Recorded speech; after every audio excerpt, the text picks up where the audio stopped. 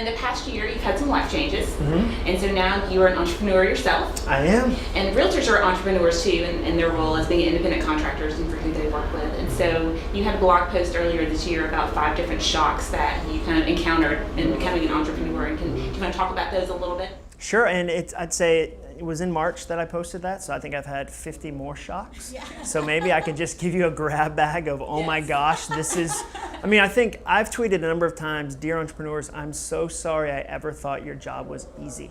I think it's just a fire hose. And so one of the things I learned was that hustle has an 11.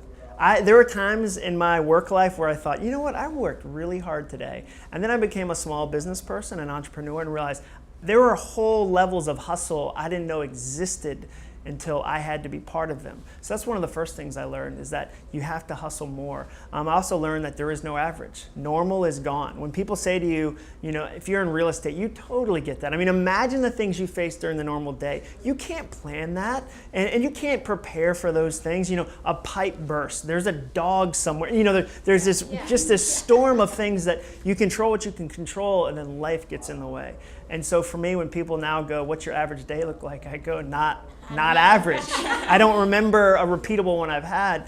So that's another thing I learned. Also, that friends matter. I think that when you're an entrepreneur, it's really easy to get lonely because you're hustling so hard. You're working on so many different things. You might not have a 50-person team. I think a lot of entrepreneurs, like myself, were at companies and they stepped out, and all of a sudden you're on this island if you're not careful. So you have to fight for relationships. I've learned that alone loses.